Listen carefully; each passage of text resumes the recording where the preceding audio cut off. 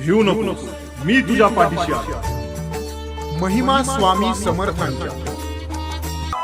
मंगळवेढ्याला एक ब्राह्मण राहत होता. त्या ब्राह्मणाचे घर छोटेसे आणि कौलारू होते. घरची परिस्थिती बेताचीच होती. त्याच्याकडे एक गाय होती. ती दूध देत नसे. मात्र ब्राह्मणाने तिचा कधी कंटाळा केला नाही. त्या ब्राह्मणाची श्री स्वामींवर मनापासून श्रद्धा होती. तो नेहमी स्वामींच्या दर्शनासाठी जात असे. एकदा स्वामींच्या मनात आले की आपण या ब्राह्मणाकडे भोजन घ्यायला जावे का. आणि त्याच्याकडे भोजन घेण्यासाठी मनात विचार येताच स्वामी तातडीने त्याच्या घरी निघाले.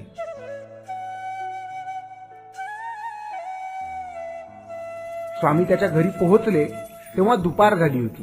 श्री स्वामी समर्थ, श्री स्वामी समर्थ, श्री स्वामी समर्थ, श्री स्वामी समर्थ. जय शिवशंकर, नमामि शंकर, शिवशंकर शंभो.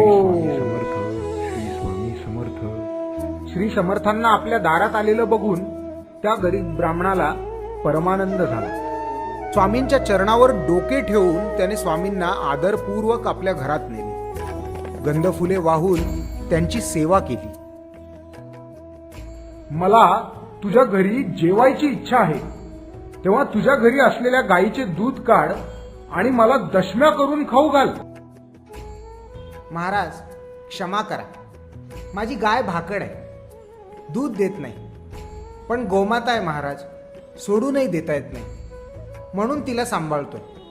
तुम्हाला दूध हवं असल्यास बाजारात जाऊन दूध आणतो, त्याच्या दशम्या करतो आणि तुम्हाला देतो. तुला मी काय सांगितलं, समजलं नाही का? मला तर त्याच गाईचं दूध हवं आहे. क्षमा असावी महाराज. चल बरं, दाखव मला तुझी भाकड गाय. मीच बघतो काय झालंय ते. गाय आहे, दूध कशी देत नाही. ब्राह्मणाने श्री स्वामींना ती गाय दाखवली. तेव्हा श्री स्वामींनी त्या गायीच्या पाठीवरून प्रेमाने हात फिरवला आणि त्या गायीला म्हणाले, हे गोमाते, तू दूध का देत नाहीस? दूध न देता या लेकरांना कशाला उपाशी ठेवतेस? तुझा मालक दरिद्री आहे बर का, त्याला असा त्रास देऊ नकोस. चल आता हट्ट सोड बरं, आणि आजपासून नियमित भरपूर दूध द्यायला लाग बघू. जा आता दूध काढ बघू. आणि त्यावेळी गायीने भरपूर दूध दिले. तो चमत्कार बघून त्या ब्राह्मणासमवेत त्याचा परिवार आणि आसपासचे सारे लोक थक्क झाले. इतक्या वर्षापासून दूध न देणारी भाकड गाय स्वामींच्या एका छोट्याशा विनंतीवरून दूध देऊ लागली आणि स्वामींनी त्या ब्राह्मणाचा उद्धार केला. मंगळवेढ्यात राहून स्वामींनी अशा अनेक भक्तांवर आपली कृपा केली.